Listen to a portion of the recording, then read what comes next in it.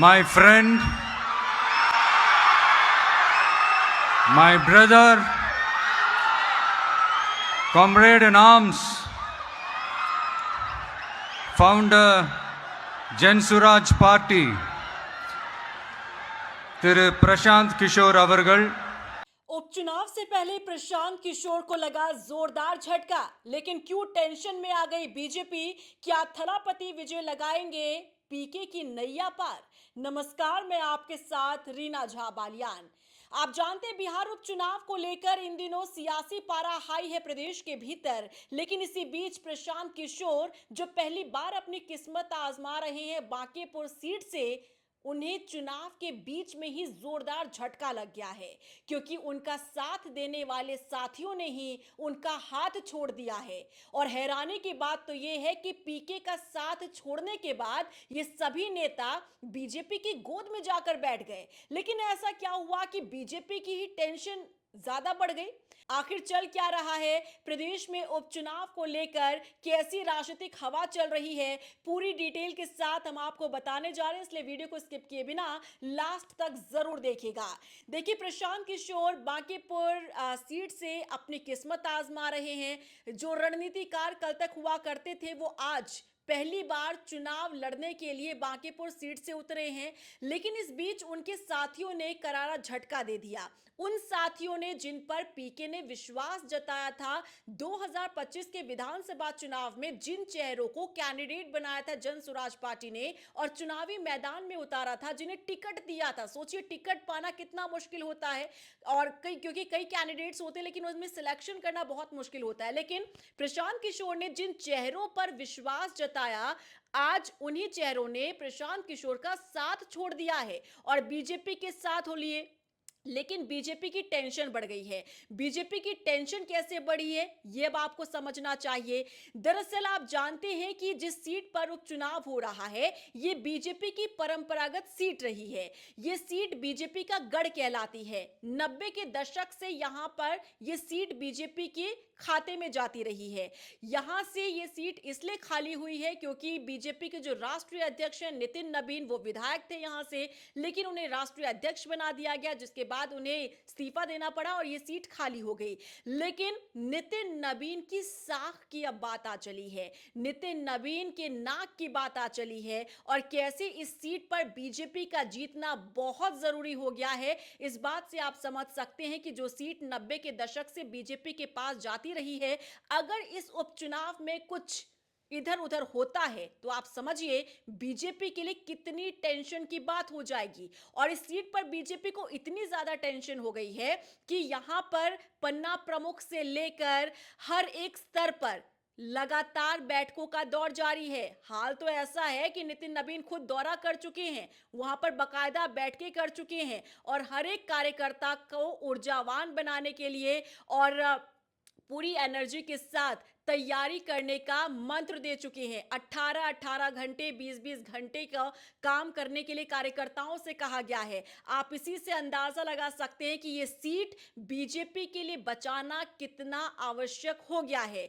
लेकिन इस बीच में जो करारा झटका लगा है पीके को, अब आप ये समझिए कि पीके के लिए भी यह सीट जीतना बहुत ज्यादा जरूरी है, क्योंकि अस्तित्व अभी फिलहाल तक जनसुराज पार्टी का नहीं है। आप जानते हैं, नई नवेली पार्टी है। 2025 में पहली बार चुनावी मैदान में ये पार्टी उतरी। जो रणनीतिकार थे, कल तक तमाम सियासी दलों के लिए स्ट्रैटेजी तैयार करते थे पीके, वो आज अपनी किस्मत आजमा रहे हैं। भले ही विधानसभा चुनाव में अपनी पार्टी को एक भी सीट दिलाने में कामयाब ना हुए हो, लेकिन इस बार उपचुनाव में ऐसी एड़ी चोटी का वो जोर लगाए हुए है, क्योंकि वो खुद अपना चेहरा है। आप जानते हैं, एक बड़ा चेहरा है पीके, और जो दूसरे दलों को और दूसरे नेताओं को जीत दिलाते आ रहे हैं, तो ऐसे में कहीं ना कहीं उम्मीद बढ़ जाती है कि जब वो खुद एक बड़ा चेहरा खुद चुनावी मैदान में उतरा है, तो जाहिर तौर पर एक पॉजिटिव रिस्पांस जरूर निकलकर सामने आएगा, एक पॉजिटिव रिजल्ट निकलकर सामने आएगा जन स्वराज पार्टी के लिए और प्रशांत किशोर के लिए।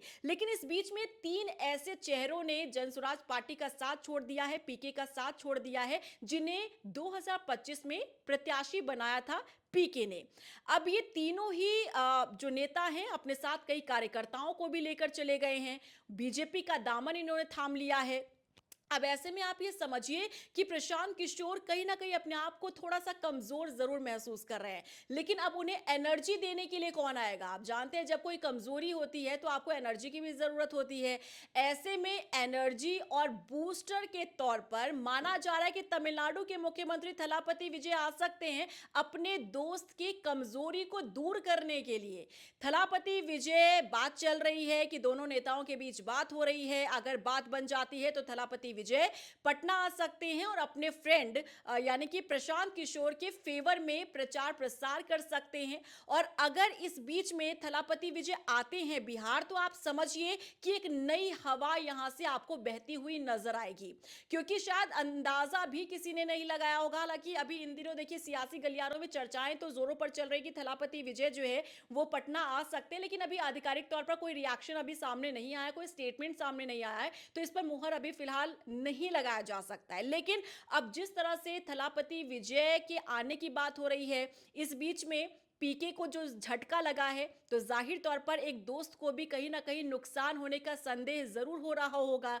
तो ऐसे में थलापति विजय अगर आते हैं तो आप ये समझिए कि ये लड़ाई और मुकाबला और भी ज्यादा दिलचस्प हो जाएगा, क्योंकि मुख्यमंत्री के तौर पर थलापति विजय तमिलनाडु में जिस तरह से काम कर रहे हैं, इसका संदेश न सिर्फ प्रदेश भर में ही रह रहा है बल्कि समूचे भारत में भी जा रहा है। यानी कि 28 राज्यों तक भी ये संदेश पहुंच रहा है कि तमिलनाडु की नई नवेली सरकार, थलापति सरकार कैसा काम कर रही है, और हर कोई उम्मीद ये लगा रहा है कि हमें भी एक ऐसा नेता मिल जाए। और आप जानते हैं कि जन स्वराज पार्टी के जो संस्थापक हैं प्रशांत किशोर, ये भी जमीन से जुड़े हुए नेता हैं और बार बार इस बात को वो दोहराते हैं कि हमें प्रदेश में ही रोजगार चाहिए, हमारे युवाओं को प्रदेश में ही काम चाहिए, नौकरी चाहिए, रोजगार चाहिए, ताकि बिहार से पलायन ना हो सके।